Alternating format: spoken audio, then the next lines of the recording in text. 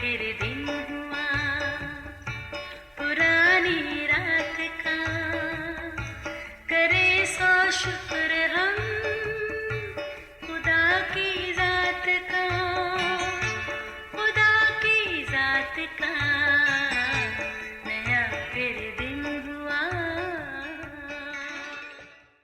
आज की आयत। दूसरे दिन उसने यीशु को अपनी तरफ आते देख कर कहा, देखो ये खुदा का बरा है जो दुनिया का गुनाह उठा ले जाता है। यूहन्ना पहला बाब 29वीं आयत। अजीज़ो, क्रिसमस वो वाहिद त्यौहार है जो मज़हबी रवायात के साथ पूरी दुनिया में भरपूर तरीके से मनाया जाता है। इस दिन पैदा होने वाला वो नन्हा बच्चा गैर मामूली नौइयत का हामिल है जो एक बड़े और ख़ास मंसूबे के तहत हमारी दुनिया में आया।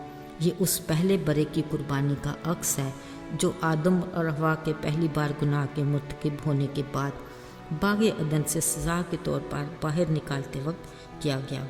नेक उबाद की पहचान का फल खाने के बाद वो अबलीस के कहे मुताबिक खुदा की मानित तो ना बन सके, मगर उन्हें नेक उबाद की पहचान ज़रूर हो गई थी। पहली बार पता चला कि वो नंगे हैं।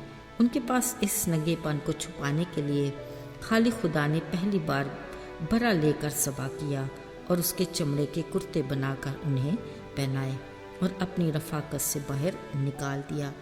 उसी वक्त खुदा ने बनी नौ इंसान से मिलाप का इरादा किया। गुनाहगार इंसान के गुनाह आलूदा कपड़े उतार कर रास्तबाजी का लिबास पहनाने के लिए एक पाक और बेऐब बरे की कुर्बानी की ज़रूरत थी। ये पाक और बेऐब बरा खुदावंद खुदा के इकलौते बेटे यीशु मसीह के अलावा कोई और नहीं हो सकता था। इसलिए नन्हे यीशु के बारे में तमाम नबियों ने पेशन गोइयाँ भी खुदा के बरे की हैसियत से ही की। कलाम मुकद्दस के मुताबिक हर पेशन गोई का अपने वक्त पर पूरा होना ज़रूर था।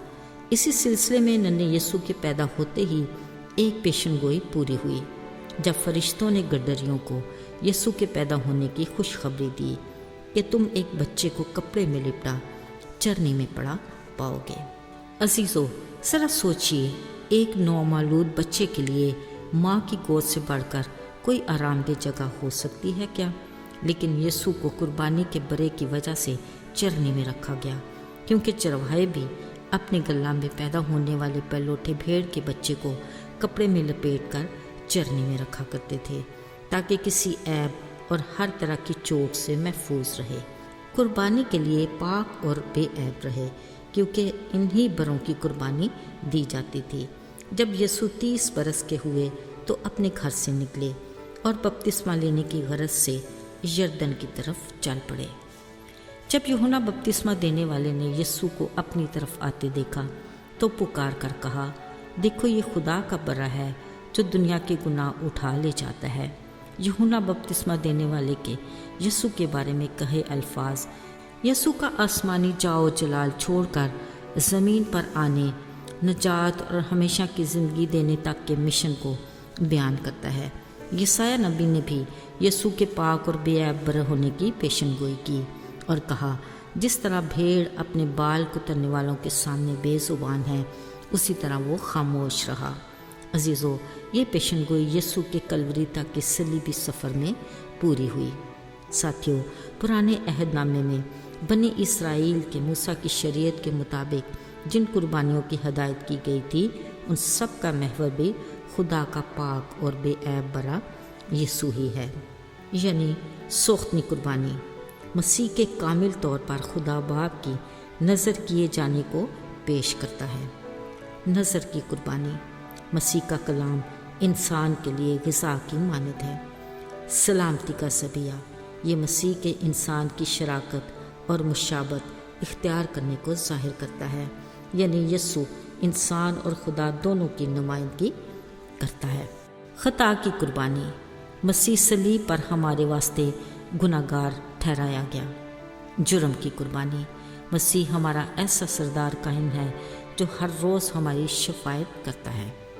अजीज़ों, पहली 3 कुर्बानियाँ यानी राहत अंगेज़ खुशबू की कुर्बानियाँ कहलाती हैं, यानी सोख्तनी कुर्बानी, नज़र की कुर्बानी, سلامتی کا ذبیحہ۔ باقی 2 قربانیاں یعنی خطا کی قربانی اور جرم کی قربانی مسیح ذاتی طور پر خدا سے منسلک ہے۔ وہ ہمارے گناہ اپنے اوپر اٹھا لیے جاتا ہے، یعنی ہمارے الزام اور ذلت اپنے اوپر لے لیتا ہے۔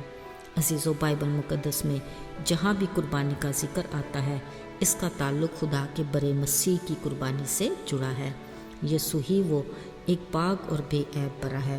یاد رہے، ہر طرح کی قربانی کے لیے پاک و بے عیب برا ہی پیش کیا جاتا ہے، مگر یسوع جیسا پاک و بے عیب برا اور کوئی نہیں ہو سکتا۔